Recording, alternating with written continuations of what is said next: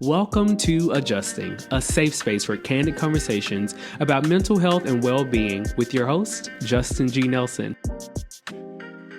Whether you're recovering from trauma, redefining your purpose, managing mental health, or simply craving more authenticity, this show is for you. I hope something resonates with you and helps you on your own personal journey. So sit back, relax, and let's start adjusting. And welcome back to episode 3 of Adjusting Podcast with your host, Justin G. Nelson. I cannot believe I am doing a podcast. Y'all, I was anti-podcast for at least 3 years. You couldn't pay me enough money. You couldn't give me a stimulus check to listen to a podcast. And here I am with a mental health podcast. Who would have thought? Who would have thought? But first, a word from my sponsor. I don't have them yet. Y'all, we're really working on it. I think I'm at 106 downloads now. Thank you. Thank you for supporting me. Now, I will say the first 2 episodes I really wanted to use to get comfortable, get a rhythm, get my feet wet, find my voice in this podcast community. It's very saturated. And I will say there were moments I was just like, 2 episodes is all I need. I can say I did it. I'm done.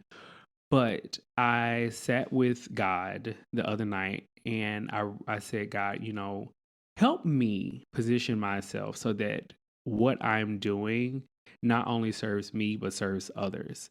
Let this be my way of using my purpose, my gift, my voice to help others. Listen, when you are sincere in your prayer and your word to God, he be responding instantly. He was like, just trust me. Trust yourself. We got this. I said, okay, boom. So here we are, trusting God. But with that in mind, I want to now begin my episodes asking you to join me in a quick breath. I just want you to center yourself. But if you are driving, focus. I don't need you trying to take a deep breath on the road, okay? Because I'm asking you to close your eyes. You need to focus. We believe in safe driving over here.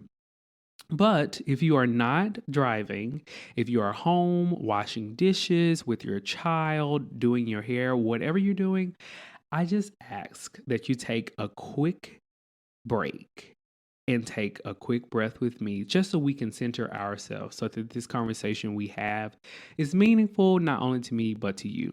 So on the count of 3, I invite you to breathe in and out. You ready? Let's go. 1, 2, 3. Breathe in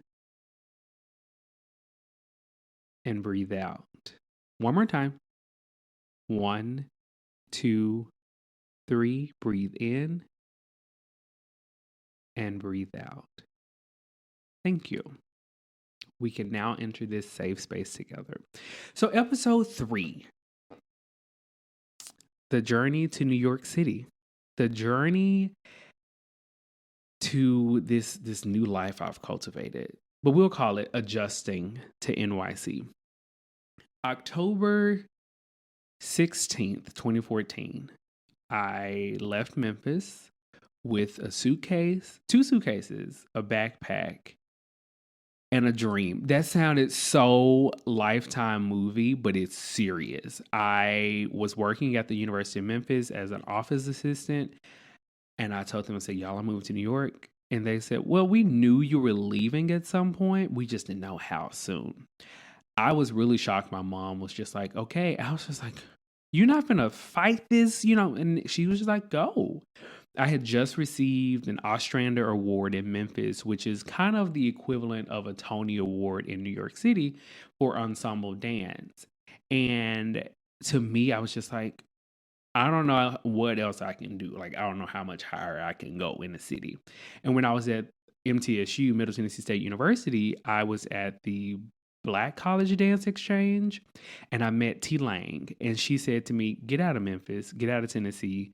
You are too talented to be here. Not saying that there's no talent in Memphis, but the level of professionalism she saw in me, she said, just get out, just go. So this is my faith journey And I just want to share things that I have learned while making the transition to living here. Because in October of 2024, it'll make 10 years. I am not the same person I was 10 years ago. Again, like I wasn't in therapy. I was not a fan of therapy. I didn't know anything. I knew mental health things like terms like depression and stress and those things, but I didn't have the vocabulary or the knowledge or the know how to implement the things to heal, or did I have the position to share experiences from a healed perspective? So when I moved here, my cousin and I moved here, and I thought I had us an apartment. Like it was a 4-bedroom apartment. And the guy who I subletted the room from, he said, "Yeah, it's 2 rooms available. You both can move in." I was like, "Look at God! I see you working already, Big G." Yeah, no, it was 1 room available, and my cousin ended up staying with me one night, and then he found somewhere else to stay. I stayed, and boy, was I in for a ride. So a lot of you know what I have gone through with roommates here in New York. In my head, I have moved 17 times before I got to the apartment I'm in now. So if you're watching this on YouTube, this is the longest living situation I've had since living in New York. I've moved from Brooklyn to the Bronx to Washington Heights to Brooklyn to Washington Heights to Brooklyn to Gowanus to Prospect Park to Prospect Park to Washington Heights. I couch surfed, and then baby, I moved to hell. I was in Brownsville, and that's when shit hit the fan. I am sorry, but that was one of the lowest. And then the pandemic happened. My God. That was the story I was talking about in episode 1 when I had the real traumatic moment. But I learned so much from these living situations. 4 years ago, I would have said I hated every last one of my living situations. I thought they all were crazy. I live with strangers. Okay, let's start there. I live with complete strangers. I did no background check. Only thing I knew was that I could afford the rent. I had a door to close and I had a key. That's all. So my first set of roommates, there was a couple. There was the guy who was like the head roommate, and there was a girl with a cat. The cat always came in my room. I think I'm allergic to cats, and I think they know that. So I was working merchandise on Broadway. I came home one night. The guy was passed out on the steps, and the girl was upstairs eating chicken. I said, "Girl, aren't you vegetarian?" "Well, sometimes when I'm drunk, I eat chicken." They do that? Like, I'm vegan. If I ate chicken, I'm going to turn into a chicken. Like, it's no way that I can. So anyway, that happened. The roommate that was in charge, this has nothing to do with my mental health journey, but it was just funny. So one night he was just saying that I met this guy, so I want to go help him put his furniture together. I was like, "Is that code for like you want to go have sex with him or something?" He was like, "Oh no, that's nasty." Why are they still together to this day? Like, you went to go help him put his bed together. It just so happened that he was just over at the apartment every single day after that. So it turned into 6 people sharing one refrigerator. So let's talk about that space. So growing up in Memphis, it was my mom, my brother, and myself. And my mom, my brother, my dad, myself, and I in the house. That's common, you share meals. It's not like I was grocery shopping for myself. My brother was grocery shopping for himself. No, we were a family. So if we had a meal, we ate the meal. Imagine that times 4 in one refrigerator, y'all. That first living situation taught me so much about routine, budgeting, prioritization, time management, and boundaries. because they would come in the kitchen. It's like, why are you eating the same thing? Again, at the time, I was not vegan. I was a gym rat. I had steak, I had chicken, I had tilapia, I had boiled eggs, I had copious amounts of steamed vegetables and rice. And if you touched my stuff, we would go fight. Okay, we weren't gonna fight, but I was counting macros, okay, and I was in good shape. But it also helped me to stay focused because I knew I moved to New York for a reason. And I was very clear. I was like, listen, I don't want to be y'all friends. I'm here for a reason, and that's to be on Broadway. And it worked because I booked my first tour 6 months after moving here. What I thought was going to just turn into like book the tour, do the tour for 9 months, and then come back and be on Broadway was not the case.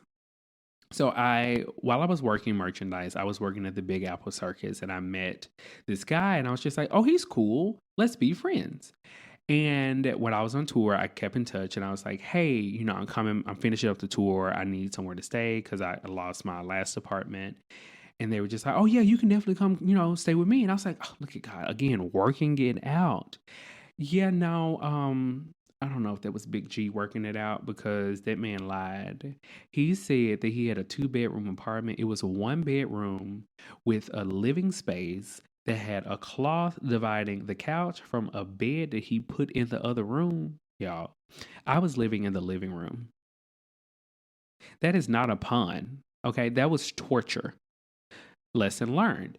You really have to know the space you're going into.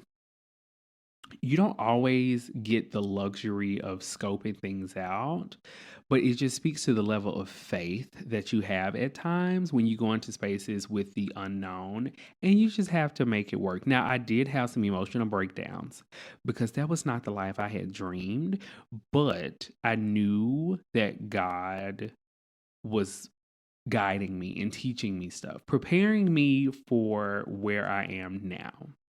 I left that situation because I found out that he was charging me more than what I should. I mean, it wasn't a 2 bedroom apartment, so let's start there, but he was overcharging me for the space. So a friend of mine was going on tour. I subletted her apartment. Hmm. Now, this story. It's my first. No, it's my second instance with creatures in the apartment. So this roommate, she was a stickler for cleaning. She was very, like, hey, when you finish cleaning, can you like wipe down the oven and the floor? Just, really kind of keep it clean so we don't have mice in the apartment. It's like, girl, I'm eating cereal. Just, just keep it clean. Okay, calm down. So one night I was watching, I think Scandal or Grey's Anatomy or something, and no one was home. I was like, oh, my first time just being alone in an apartment in New York, just listening to the wind blow and yada yada yada. So I had a bag of chips and I poured them in a bowl, and I put the bowl on the ground. And she walked in and she was like, "Could you please get that off the floor?" I was like, "Girl, I need you to calm down. Don't tell me what to do." I walked out. I went to a bar. I had a drink. I had some fries because I was vegan then, and I just drank a lot. So much that I left my credit card there and had to go back the next morning. But then she saw me in the morning. She said, "Are you okay?" I felt like I said, "You know what? I'm leaving. I'm moving out." And I was just at a point, like I didn't know what boundaries were, but I knew what disrespect was. And I was not about to be in an uncomfortable situation any longer than I needed to when I knew there was another option. And again, faith activated. I said, I'm just going to go somewhere else. So I think I ended up that time going back to Brooklyn, and I stayed with two of my friends. But it just reminds you that there is always a safety net. Like there is always a plan B. Even if you don't see it, it's there. So I moved back to Brooklyn, stayed there for a hot second because I don't like to crowd other people's space, and this is why I'm so grateful for my own space now. But we'll get there. So I stayed there, and I went to Bushwick. This apart again. You would have thought I learned my lesson from the Bronx, but I didn't. This room was smaller than that. This room is. It was a bedroom because by New York standard. If it has a window, it's a bedroom. I was on an air mattress, and this roommate had a cat too. And I'm pretty sure that cat punctured a hole in my air mattress. But through all of this, I still was able to keep my optimism that things would turn around, that I was still going to auditions, and I was like, I'm going to be on Broadway. I'm going to be on Broadway. Again, this glitter dream that I had, and I was just like, it's going to happen. It's going to happen. This is going to pay off. It is going to pay off. The best is yet to come. They tried to take the rent up. I said nope, and I moved. So I moved back to Washington Heights. I moved to Washington Heights. A friend of mine was going on contract, and that's the thing about us performers, like. Sublets are a dime a dozen, and especially if you have friends who are booking things and you're not booking things, you help them out, cover their lease so they don't have to break their lease, and it just works out. So that situation was a blessing. That is when I got introduced to more spiritual work. I was doing. That's when I first got my crystal, my chrysocolla crystal, and the living space was just bigger, and I was just like, oh my god, like there is bigger living spaces, because the first three spaces I was in were cramped. I could fit two king size beds in that apartment, and it was nice. Like I got along with the roommates. I could cook in the kitchen comfortably. I could buy food and have a whole shelf to myself. So that put me in a better mindset. I was going back to church. Now, granted, listen, from Washington Heights to Brooklyn, I had to leave Saturday night to get to church on time, but it worked out. It was like an hour commute. But I was just in a much better place. And it just allowed me the chance to realize that your surrounding really affects your attitude, your mental health. Like if you are in a place where you're constantly fighting or flighting, fight or flight kind of thing, and you just don't know when what's the term, when the ball is going to drop or when something's going to happen, and so you're numb and you're not allowed to just be, or joy and happiness and peace are not at the forefront of your mind. It's exhausting. It is so exhausting. But like when you're in a place where you're just like, ah, okay, things are feeling better, everything just kind of falls in line. And I was finally in that place for the first time since moving to New York. And things were going well. I was journaling. I had my first reading with my friend Todd. It was beautiful. And every reading I've had has always shown me success. It's always shown me the sun. It's shown me an anchor. It's shown me that things are working out. I just had to trust the process. So my friend was coming back from contract. I had to find somewhere else to live. I think that's when I moved to Brooklyn, Prospect Park. I never learned my lesson of looking at places before I go. I just, again, trust God, trust these people with no serial killers, knew I could afford the rent, and I had a key, and I had a door this time. Oh, but I didn't know how many people were in that apartment. I was there. My friend was moving to LA. He and his now wife were moving to LA. And it was the first time I had like a legit bed, like a bed that I would then, I think I still have the mattress to this day. I need a new mattress, by the way, but that's not important. But what's important is it's like it was another good space. The bedroom was, at least. Because this apartment, y'all, I had a couple next to me. We were divided. We shared a bathroom. We shared I guess it wasn't a bathtub. It was like a shower room. And my landlord's mom was my roommate.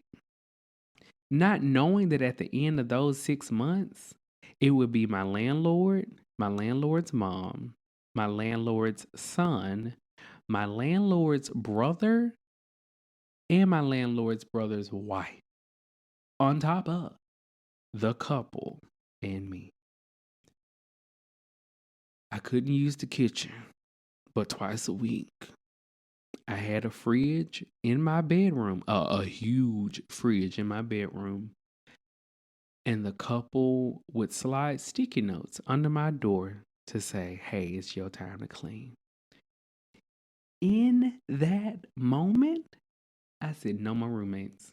Ain't no way I can keep this up. I can't live with this family and this cup. I can't. I in that moment I said I have to protect my peace. So I started working. I was working as many hours as I could to start saving money because I was like, I didn't move from Memphis to live like this. Like no one should be living like that. So I was just like, you know what? I'm gonna make this money and I'm gonna get my own apartment. Delusional. I was not ready for my own apartment. But God said, okay, I hear you. You're gonna have to pay a little more, but I'm gonna give you a little more peace of mind. This guy roommate was moving out and I got on Facebook to find like I actually looked at the apartment this time. So kudos to me, I learned my lesson. It was a 2-bedroom apartment. That was the best one. 2-bedroom apartment. We had an elevator. We had laundry in unit. Y'all, this is luxury compared to the other places I've lived. Like you don't get an elevator in New York. Okay. You get walk up. So the elevator was already a flex. This guy was so financially stable that his dad paid for our utilities. That's a blessing. Okay, because utilities at times is a whole third job. So I was just like, God is good. I then was really getting into content creation. And so the joy came back, that purpose came back. And I was like, I'm doing it. I'm doing it. My mom bought me a couple of things for Christmas. And I found that I was really collecting a lot of items for the kitchen. Now, mind you, my roommate did not cook. I had the whole fridge to myself. I had the whole, and I was vegan. Well, I am vegan. So I was vegan at the time. And it was just great to be able to get a glimpse of what it was like to live alone because he was never there. And it was just so peaceful. Coming home to an empty apartment, coming home to a quiet apartment, and just being in this new city. So it allowed me a lot of time for deep thinking and reflection and prayer. I was going back to church again. It was 3 trains to get to church, but I was going. I was going. Church never left my trajectory because of how I was raised. Like I'm always going to church. But it was just great to be in that space again. And then May, 2 days before the lease was up, he said, "Hey, I'm not renewing the lease. We got to move out." I found somewhere in Williamsburg. Where are you gonna go?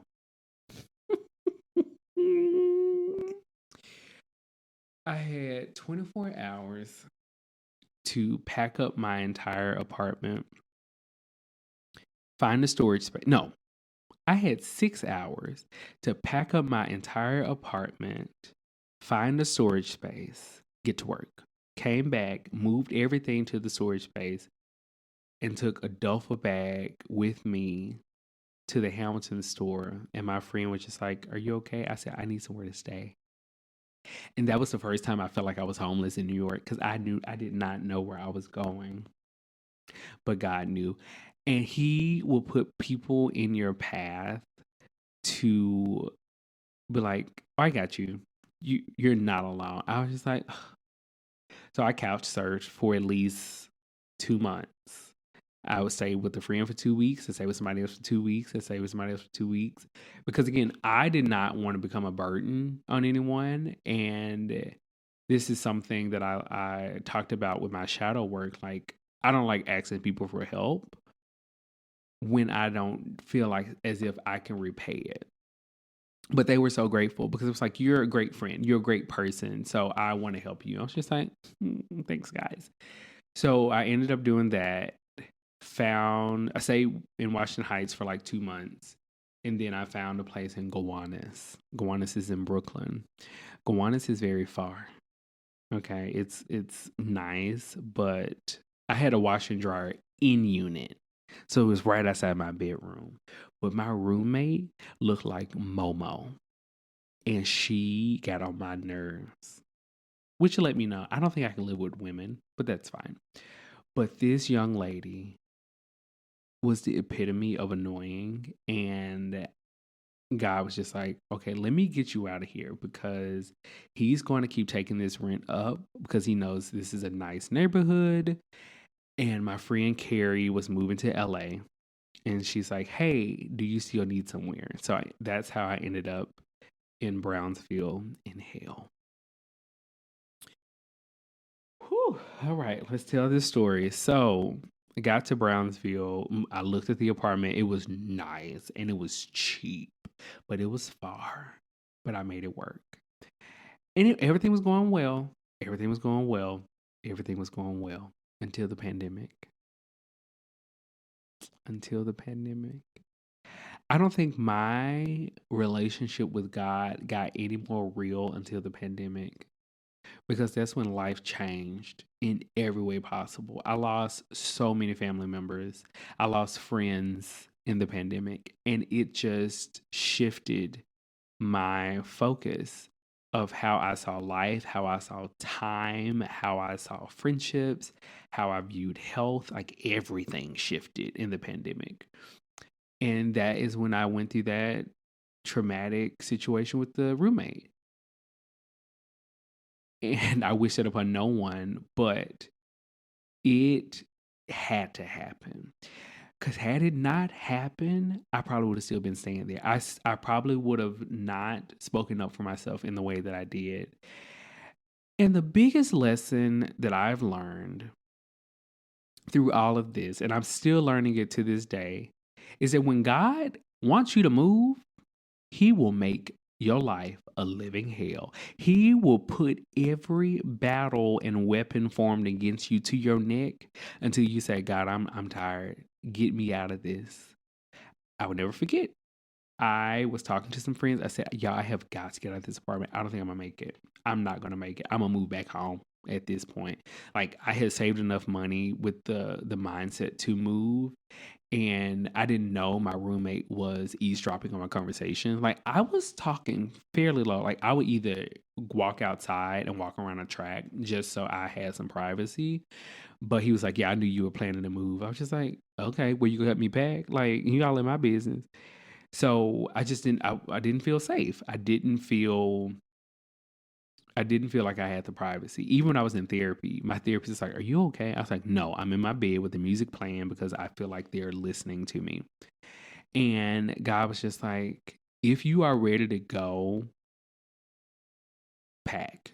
Just start packing." So I started packing. I started buying boxes, but I kept everything in my bedroom. But I couldn't lock my door. So when I left, I think they went in there. Um, but it when that after that situation happened with the anxiety attack and all of that, God was just like, let's move. And listen, in a matter of 2 weeks, I was out and in the place that I'm in now. And I sincerely thank God. I thank my therapist. I thank everyone for listening.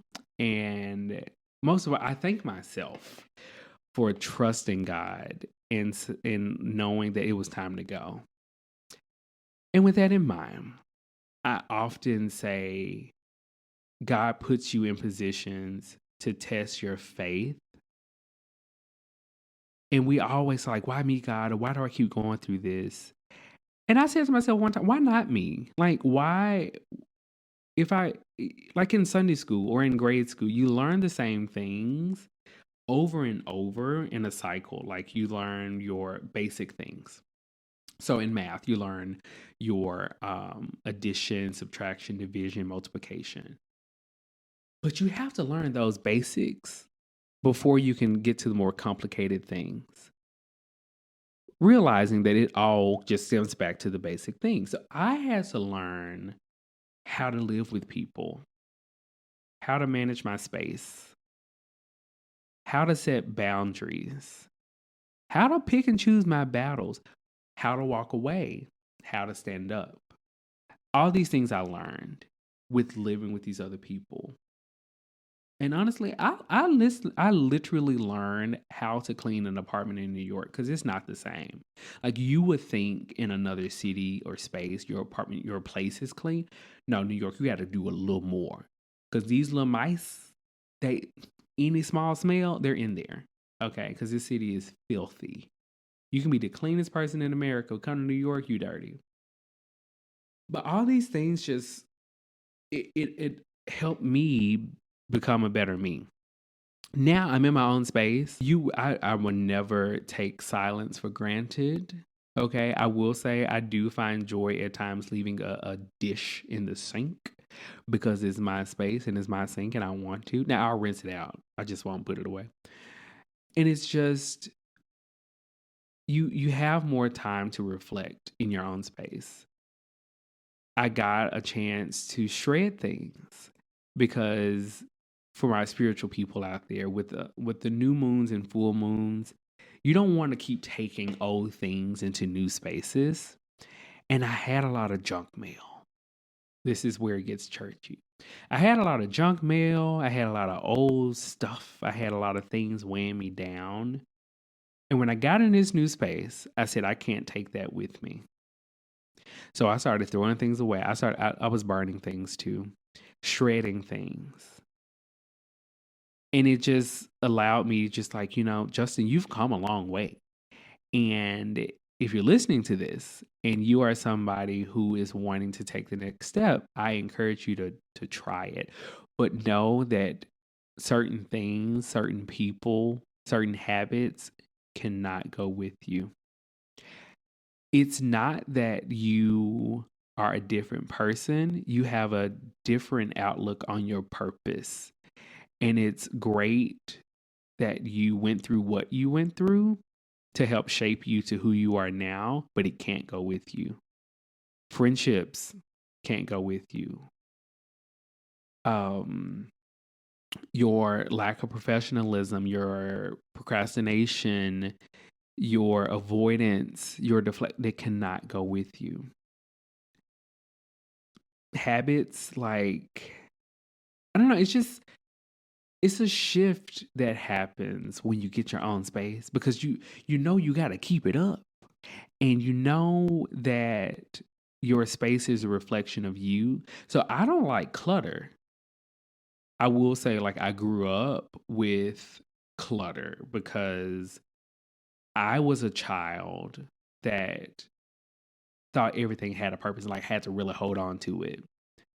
But then I introduced to Marie Kondo and the mindfulness of it all. And I was just like, thank you for what you served in my life, but I no longer need you. So thank you. And I let it go. So I did that to friendships. I did that to clothing. I did that to habits. And I said, thank you. Thank you for what you've done for me, but I got to let you go. So thank you for tuning in to this episode of my journey to adjusting in NYC. And before you go, I invite you to do one more breath with me to kind of end this space. So on the count of 3, I invite you to breathe in. 1, 2, 3. And breathe out. Until next time. Bye.